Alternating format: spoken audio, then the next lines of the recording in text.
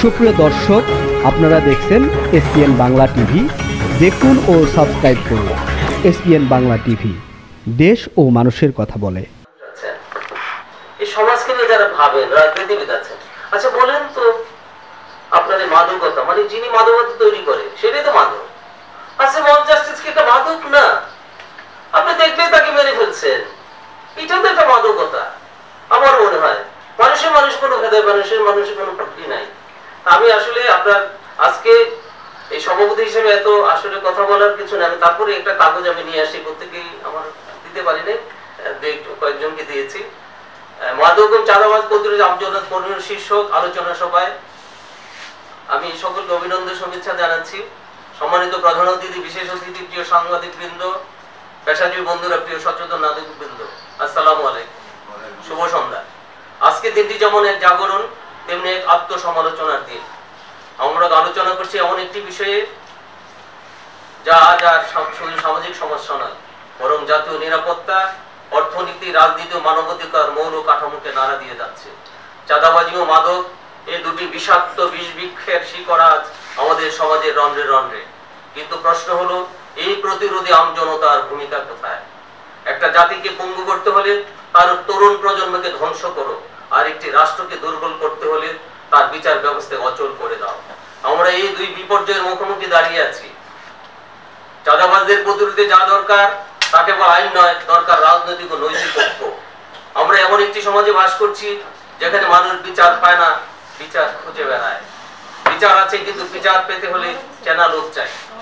এই অনৈতিক বাস্তবতায় আমাদের রাষ্ট্রের সব চাকা যেন ক্লান্ত গরুর মতো হাঁটে কিন্তু দৌড়ায় না। আমরা সত্যি পরিবর্তন চাই। তাহলে আমাদের চাই চারটি জিনিস। এক, রাজনৈতিক ঐক্য, জাতীয় ইস্যুকে দল মত পথের ঊর্ধ্বে একটি ন্যায় ভিত্তিক ঐক্য গড়ে তোলা।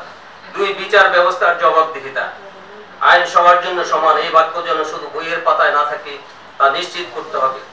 পেশাজীবীদের জাগরণ, ডাক্তার, শিক্ষক, সাংবাদিক, আইনজীবী, এই চার স্তম্ভ যদি সততার ভিত্তিতে জেগে ওঠে, সমাজের অন্ধকার অনেকটা দূর হয়ে যাবে। তারুণ্যের বিকল্প ব্যস্ততা, সাংস্কৃতিক চর্চা, খেলাধুলা, সাহিত্য, প্রযুক্তিতে তরুণদের সম্পৃক্ত করতে হবে যেন তারা মাদক নয় সম্ভাবনার পথে হাঁটে। বন্ধুগণ, একটা সময় ছিল যখন মা মানেই ছিল ভার, ভালোবাসার ভিতর থেকে জন্মনে একটা সুরক্ষা। আজ মা মানেই হলো ভয়। ভয় যদি মাদকের ছায়া ছেলেকে ঘিরে ফেলে, ভয় যদি চাঁদাবাজের হাত ছেলেকে ধরে নিয়ে যায়, এই বাংলাদেশ কি সেই সোনার বাংলাদেশ? অথচ যে দেশে রবীন্দ্রনাথের গান গায়, অথচ তার ওই মতাদর্শকে পদধলিত করি প্রতিনিয়ত।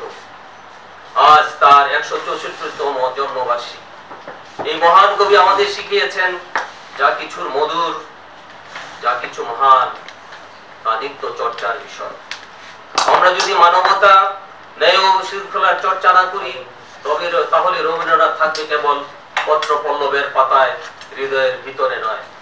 আসুন আমরা আমজনতা বলি, আর মাদক নয়, আর চাঁদাবাজ নয়, আর ন্যায় বিচার চাই, আর সন্তানদের জন্য আলোকিত ভবিষ্যৎ চাই। এই চাওয়া যদি একসঙ্গে গর্জে ওঠে, তবে এই সভাগুলো শুধু অনুষ্ঠান হবে না, হবে ইতিহাস। সব শেষে বলি, আকাশের তারা গোনার সময় শেষ, এবার মাটির দিকে তাকাতে হবে।